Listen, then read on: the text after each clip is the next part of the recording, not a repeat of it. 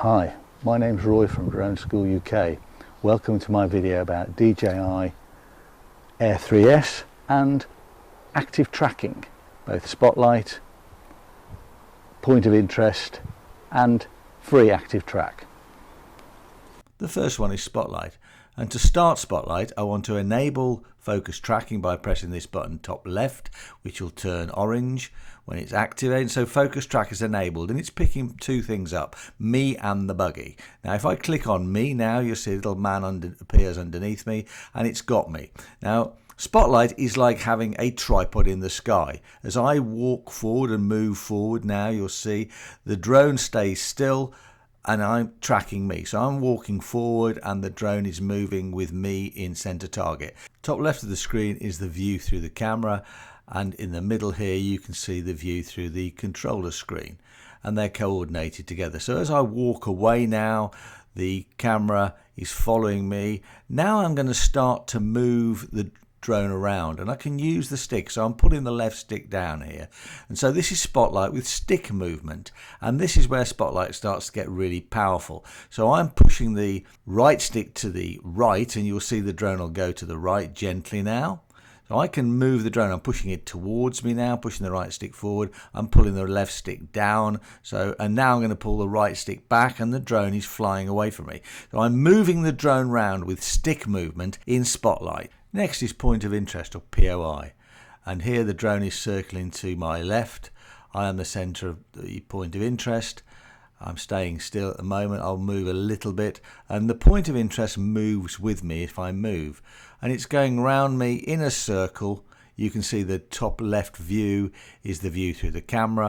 Let's now look at Active Track. To get to the settings for Active Track, hit these three buttons top right and a drop down menu comes out, and you want to hit Control and scroll down to Focus Track Settings and hit on that, and a sub menu drops down. You've got person and vehicle, and there's an outer circle and an inner circle, and the inner radius and the outer radius can be set. I've got it set to 5 and 10 meters here, but you can slide these sliders to a different one if you want. If I slide this now to 12 meters, the outer radius increases, and you've got an inner height and an outer height as well, and the vehicle settings are separate. So there's an inner radius and an outer radius at 18 and 25 meters. That's the default. Now the inner height is 7 meters, the outer height is 10 meters. You also have a near ground toggle switch that allows you to fly below 6 meters. For safety, I suggest you keep your finger over the pause button when you're flying in active track, because it isn't perfect and you may want to stop it at any time.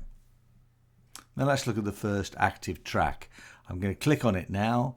It's got me as a person, and as I walk, you'll see on the bottom left hand side the drone is trying to fly around to the back of me. It's on the outer circle and it's on the back of me, and it's gone around. Now I'm pressing it to the right to come to the 45 degrees towards me on the outer circle as I walk forward. Now I've pushed it to the front, so it's trying to find its way to the front. But you have to be moving when this happens, because it doesn't know which direction you're going in until you start to walk. I've now selected the inner circle. It's come down lower. I've selected the inner circle behind me, and the drone should just take its time coming around behind me. But you've got to give it a little bit of time to get round behind you as you walk forward. It doesn't happen immediately. There's a little bit of a lag. And to finish, I've clicked on the outer circle. In Active Track you can change the lens, so I've clicked on the 70mm lens, and you can see I've zoomed in now and allow time for the lens to get you in the center of the shot.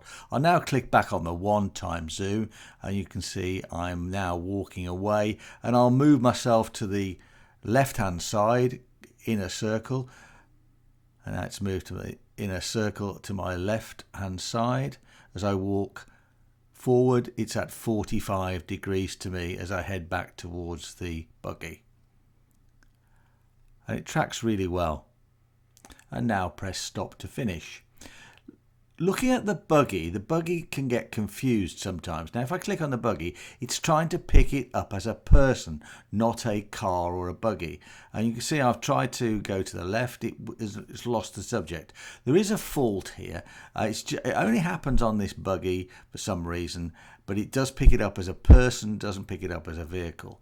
Now if I click on the car here, it's picked it up straight away as a vehicle. You can see the little vehicle at the bottom, and it's gone to the default of spotlight mode. And with spotlight mode, as you saw earlier, I can move the drone around. If I push the left stick up now, the drone will go up and it's picked up the vehicle. And it'll track cars up to about 35 miles an hour. But I'll do a separate video for the car tracking. Now going back to the buggy, you see me sitting on the buggy now. I'm going to enable focus tracking. It's picking up both me and the buggy, so it's bleeping away. If I click on me now, it's got me on the buggy. Now I can track myself driving the buggy because it's picked me up and it works fine. There's no issue. With me on the buggy, it picks us up and it picks us up to a decent speed. I can get this buggy up to about between 12 and 15 mile an hour. So if I push my foot down now and bomb away, you can see it's tracking me, not the buggy, and it's got me as a person. But if you look at top left, the tracking is really good, and I'm pushing on now as fast as I can. I think I'm flat out at the moment on this, so probably between 12 and 15 mile an hour. It doesn't look it here, but if you look at that top left, it is moving quite quickly. And so I'm now push my foot right down, pushing on, and the drone is to my left, as you can see, on the outer circle. To my left on the outer circle. And that's active tracking the buggy. And if you leave it in one position like this, it tracks really well. You see, when I've been doing the earlier stuff, I was moving it around quite a lot. Now I've pushed it round to the other side now, and it's done a quick sweep round. You can get to the settings for Activetrack from this screen by pressing the 3 bars on the left hand side at the top left, as you can see there, and then that comes to show you the inner and outer circle. We're in the person mode because although we were tracking the buggy, it was tracking me. So you've got an inner radius of 5 meters, an outer radius of 10 meters on this setting. If I scroll down, the inner height is 4 meters and the outer height is 7.5 meters. Next we have another tracking of the buggy, and you can see my face is targeted and that's focusing on me. So that's the focus point on my face. I've enabled focus tracking again. I've drawn a box and it's picked me up rather than the vehicle. So it's a personal thing. It's tracking a person. So let's press Active Track to start. You can see it's behind me on the inner circle.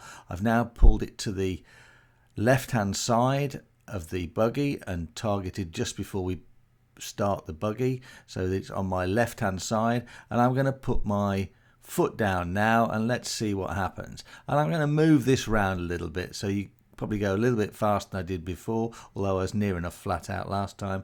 And let's push it on. Now if you look at top left, you can see how good the tracking is. I'm now turning away from it. I've left it in the same spot. I'm now going to move it round to the front of me on the inner circle, and it's coming round to the front of me. It's gone a little bit too far. It's missed me. So this is not perfect. It's trying to pick me up. You can see I've changed in direction a little bit. So it's now coming round. It's starting to see the front of it. I've naturally pushed it out to the outer circle at the front, and it's coming round now, but it's still not in front of me. Now it is. It's starting to come around. So you've got to give it time to react to the distance and the course that you're on. If you keep changing quickly, then it has a problem keeping up. I've now turned it round to the back, as you can see, and it's on the outer circle at the back, and it's tracking me. So the outer circle was at 10 meters and the height's at, I think it was 7 meters that we set it to last time we looked. So as I go round now, I'm staying on the same setting. It tracks really well if you leave it for a reasonable amount of time on the tracking. Let's now look at the last active track, which is auto, which I'm going to do with it on me. So I'm now walking forward. I've set it up. It's running. It's not on auto at the moment because auto is black and white at the moment on the button. So I'm just going to walk along with the drone behind me. Now I've hit it auto. You see I've hit the auto button, and the drone now will make its own mind up based on its surroundings and what it sees through the sensors. But if you look at the inner and outer circle grey area on the left hand side of the screen, you'll see that the blue marker button will move around from the inner to the outer circle. The drone software is making all of the decisions on where it flies, and you can see the pathway and the route that it's changing all of the time and updating and making its own decisions.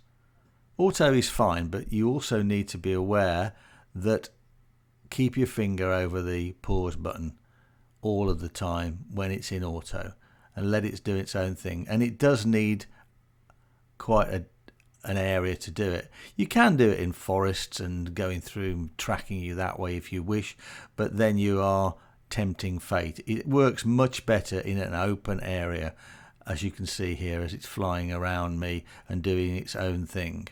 I'm now going to get on the buggy and we'll try auto on the buggy and let's see what happens.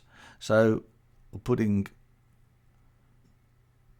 my foot down now. I'm going to go slow at first and let's see what happens on auto.